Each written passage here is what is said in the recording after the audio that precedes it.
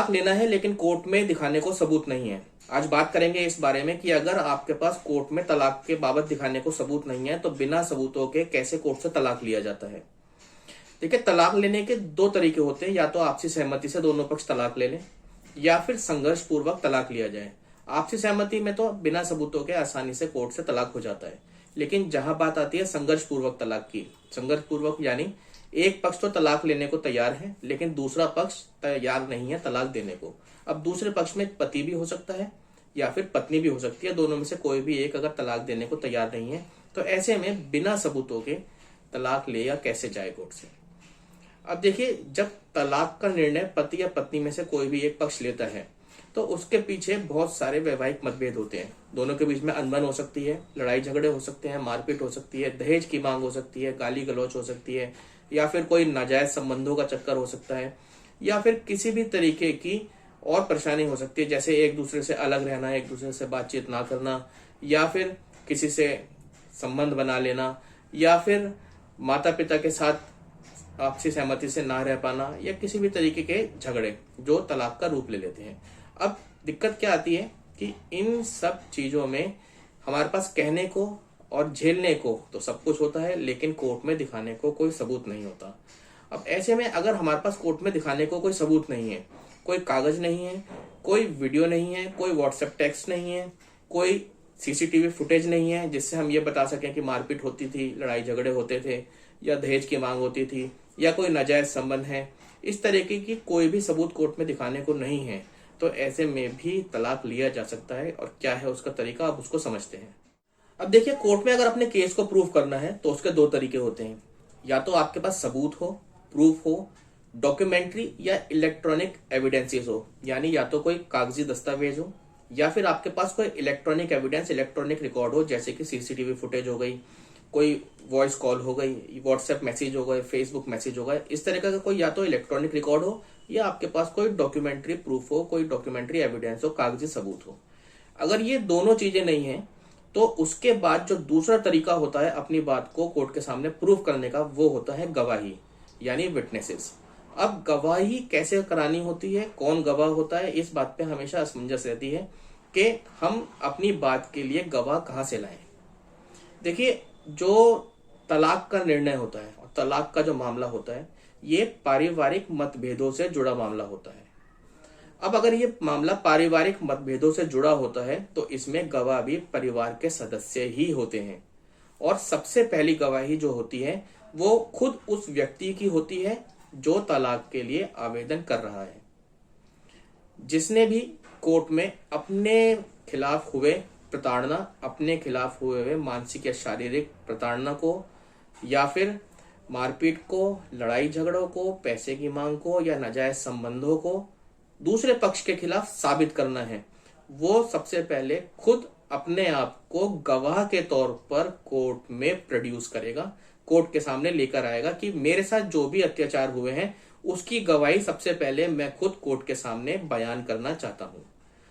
अब आगे इसमें कैसे होता है, कौन कौन गवाही लाता है और किस तरीके से गवाही होती है, वो बात कर लेते हैं। अब देखिए, जब कोर्ट में दिखाने को सबूत नहीं होते तो ऐसे में कोर्ट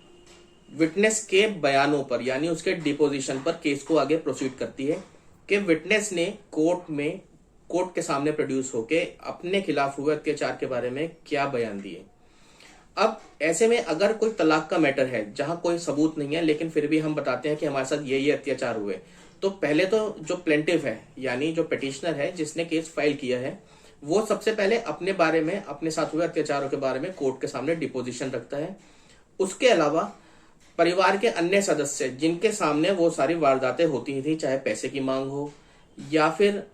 किसी तरीके के नाजायज संबंधों से जुड़ा कोई मामला हो, या कोई मारपीट हो, या कोई गाली गलौच हो, या इस तरीके की कोई भी वारदात जिससे हमने आधार बनाया तलाक लेने का, वो सारी बातें जिस भी परिवार के सदस्य के सामने या आस पड़ोसियों के सामने भी होती थी तो उनको भी गवाह के तौर पर कोर्ट में पेश किया जाता है। वो सारी बात कोर्ट के सामने बताते हैं कि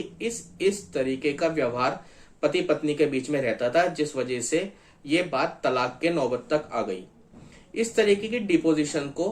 कोर्ट रिकॉर्ड पर लेती है, कोर्ट सारी बातों को लिखती है, उसको टाइप के जरिए रिकॉर्ड पर लेती है और उसके बाद दूसरे पक्ष को भी मौका दिया जाता है कि उन बातों पर दूसरे पक्ष से सवाल जवाब पूछा जाए। अब हमने अपनी बात कह दी और उसके बाद दूसरे पक्ष ने जो सवाल पूछे उसके जो जवाब दिए जाते हैं, उन दोनों को ध्यान में रखते हुए कोर्ट बिना सबूत के भी इस निर्णय तक पहुंचती है कि एक पक्ष ने क्या गवाही दी और दूसरे पक्षों के सवालों पर इस पक्ष ने क्या क्या जवाब दिए। अगर उन दोनों बातों की बैलेंसिंग करने के बाद कोर्ट को यह लगता है कि इस केस के अंदर पहले पक्ष के साथ बहुत से अत्याचार हुए हैं जिसकी वजह से दोनों पक्षों का साथ में रहना मुमकिन नहीं है, तो बिना सबूतों के भी गवाहों की विटनेसेस के बयानों पर कोर्ट डिवोर्स ग्रांट कर देती है। ये तरीका होता है बिना सबूत के भी तलाक को कोर्ट से लेने का, विटनेसेस की मदद से, गवाहों की मदद से। तो अगर आप संघर्ष पूर्वक तलाक लेना चाहते हैं, जहां एक पक्ष तो तलाक लेने को तैयार है लेकिन दूसरा पक्ष तलाक देने को तैयार नहीं है और आपके पास दिखाने को कोई सबूत भी नहीं है, ना कोई सीसीटीवी कैमरा की फुटेज है, ना कोई टेक्स्ट मैसेजेस हैं, चाहे व्हाट्सएप हो चाहे फेसबुक हो, ना ही कोई वॉइस कॉल रिकॉर्डिंग है, ना ही कोई फोटोग्राफ्स हैं, अगर इस तरीके का कोई भी सबूत दिखाने को नहीं है तो गवाहों की मदद से, विटनेसेस के बयानों की मदद से भी कोर्ट में तलाक के लिए आवेदन किया जा सकता है और गवाहियों की मदद से कोर्ट से तलाक भी लिया जा सकता है। यही तरीका होता है बिना सबूत के तलाक के लिए आवेदन करने का और तलाक लेने का। अपने विटनेसेस को स्ट्रांग रखें, अपनी गवाही को स्ट्रांग रखें, कोर्ट के सामने एक प्रॉपर गवाही को प्रस्तुत करें, प्रोड्यूस करें, गवाहों को अच्छे से प्रोड्यूस करें, जिससे आप बिना सबूतों के भी कोर्ट से डिवोर्स ले सकते हैं। तो दोस्तों, उम्मीद करता हूँ वीडियो आपको पसंद आई होगी, आपको वीडियो के माध्यम से मनचाही जानकारी मिली होगी। अगर वीडियो पसंद आई तो लाइक, शेयर एंड कमेंट कर दें और चैनल को सब्सक्राइब कर लें और बेल आइकन को दबाना ना भूलें, जिससे कि ऐसी ही जानकारी से भरी वीडियोस की नोटिफिकेशन आप व्यूअर्स तक समय समय पर पहुंचती रहे। अगर आप चाहते हैं कि इस टॉपिक से जुड़ी और भी वीडियोस हम लेकर आए तो आप हमें कमेंट सेक्शन में लिखें, हम आपकी बातों का जवाब देने की कोशिश करेंगे। और अगर आप कुछ पूछना चाहते हैं तो भी आप हमें कमेंट सेक्शन में लिख सकते हैं, हम आपकी बातों का, आपकी क्वेरीज का जवाब देने की पूरी कोशिश करेंगे। इसी के साथ दोस्तों विदा लेता हूं आपसे, बहुत जल्द अगली वीडियो में मिलूंगा एक नए टॉपिक के साथ, नई जानकारी के साथ। तो दोस्तों, मस्त रहें, स्वस्थ रहें, हंसते रहें, मुस्कुराते रहें। आप हैं तो हम हैं, इसलिए स्टे सेफ, स्टे अलर्ट। आपका दिन शुभ हो।